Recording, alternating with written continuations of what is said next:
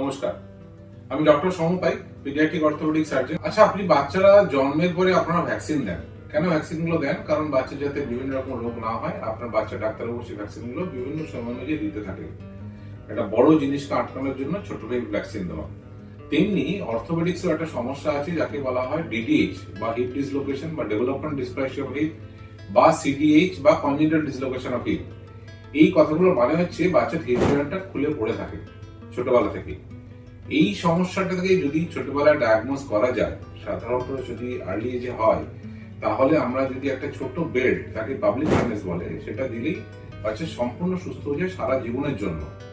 কিন্তু এটাই যদি মিস হয় বা কোনো কারণে ধরা না পড়ে প্রথম দিকে, তখন সেটা পরবর্তীকালে বড় ইস্যুতে কনভার্ট।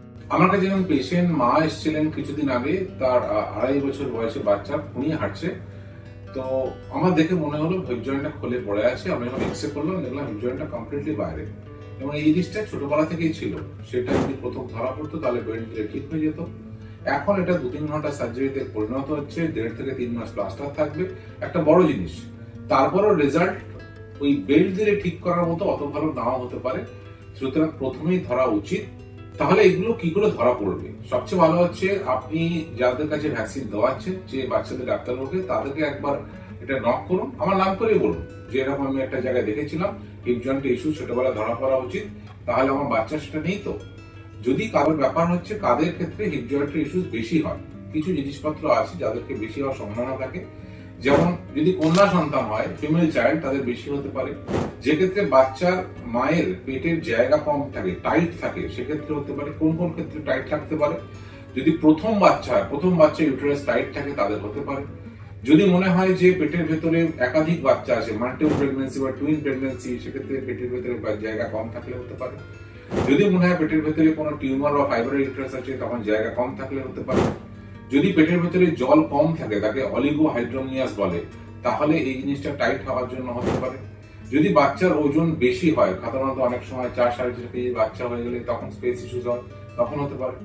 আর একটা জিনিস আছে যাকে ব্রিচ ডেলিভারি বলে। সাধারণত বাচ্চার মাথা নিচ থেকে প্রথম বেরোয়, যদি বাচ্চার পা নিচের দিকে প্রথম বেরোয়, তাহলে একটা ব্রিচ ডেলিভারি বলে, তাদের হিপ জয়েন্ট ইস্যুস হতে পারে। এছাড়াও যাদের ক্ষেত্রে ফ্যামিলি ইস্যুস আছে, যাদের এই সিমিলার ডিডিএইচ আগে হয়েছে, বা হাড়ের অন্যান্য সমস্যা নিয়ে বাচ্চা জন্মেছে, যেমন ক্লাব ফুট, নি ইস্যুস, স্পাইনাল ইস্যুস, তাদের হওয়ার সম্ভাবনা আছে। সাধারণত এগুলোতে কি করতে হয়, আমরা 6 সপ্তাহে একটা ক্লিনিক্যাল এক্সামিনেশন করে থাকেন ডাক্তারবাবুরা, পিডিয়াট্রিশিয়ানরা করে, না হলে আমরা পিডিয়াট্রিক অর্থোপেডিক্সে করি। যদি আমাদের ডাউট থাকে বা হাই রিস্ক কেস যেগুলো বললাম ইন্ডিকেশনগুলো, সেক্ষেত্রে আমরা 6 সপ্তাহে একটা আল্ট্রাসোনোগ্রাফি করি, আমরা নিজেরাই করি।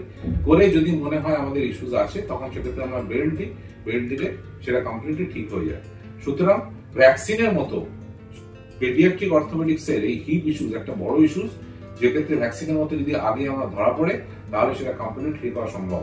আপনি আপনার যে পিডিয়াট্রিশিয়ান বা ডাক্তারবাবু দেখছেন, তাকে ব্যাপারটা নক করুন, ব্যাপারটা এরকম হতে পারে কিনা সেটা জানুন। যদি ডাউট থাকে, তাহলে পিডিয়াট্রিক অর্থোপেডিক সার্জনের হেল্প নিন। নমস্কার।